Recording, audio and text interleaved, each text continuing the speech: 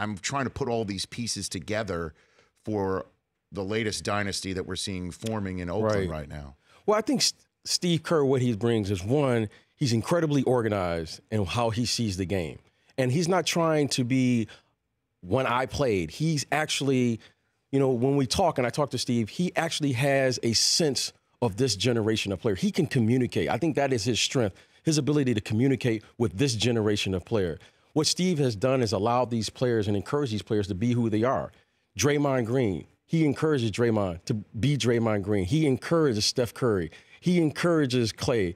What he did for JaVale to keep JaVale interested and engaged so that maybe he wasn't playing in the last series as much, and all of a sudden in game 2 he starts and he comes up and he plays big. So I think Steve Kerr's ability to communicate with this generation of player has been nothing short of remarkable, and his ability to organize. And you can see the way his team plays, and they're figuring it out. They've been doing this for 4 years, and anyone who's played understands, it's hard to listen to the same voice for 4 years, especially when you go for this length of time. Mm-hmm. And Steve Kerr somehow, some way, has been able to figure this out. Now, there was a great article, or an interesting article, in the Bleacher Report just a couple weeks ago where Howard Beck wrote about Draymond and Steve Kerr's relationship and how it was never really hunky-dory from the get-go.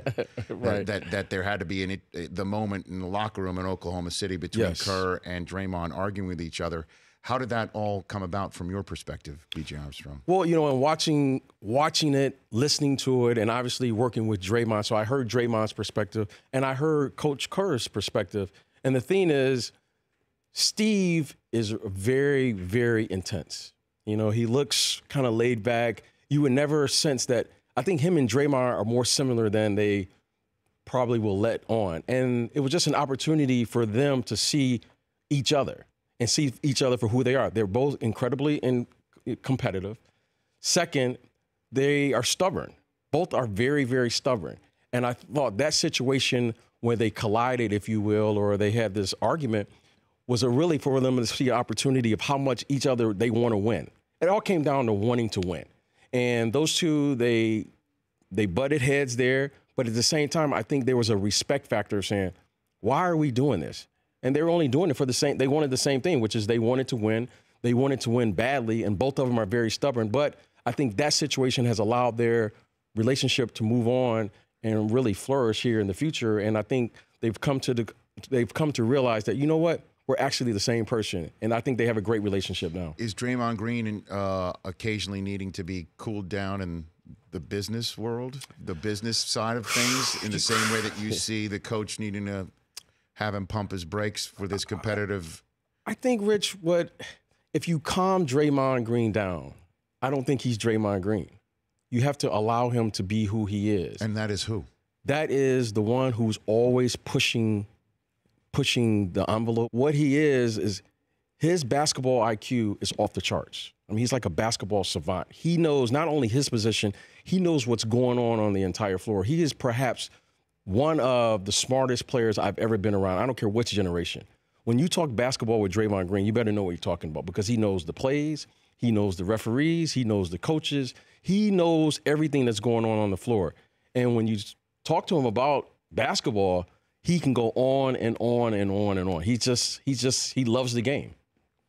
But he doesn't know sometimes where the line is. I think he knows. Yes. Draymond knows. So he's not out of control. He's not out of control. Draymond is not out of control. He understands he's looking for every advantage he can get on the floor. Back in our day, there was a thing with the Pistons where, players would actually go out there and you would try to intimidate players.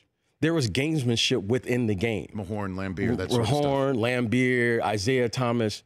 Draymond Green grew up in that era. He's from Saginaw. Mm-hmm. He understands that. And I think you don't see that as much with today's youth as you did in our generation. But Draymond is a throwback. He could play for the bad boys. He could have played for the bad boys. He could have played for those old New York Knicks teams. He could have played in that era because Draymond always has gamesmanship going on. Intimidation was a part of our era. This is what Draymond brings to this era. You don't see it as much, but absolutely 100% he knows exactly what he's doing. The Rich Eisen Show, weekdays at noon Eastern on Audience.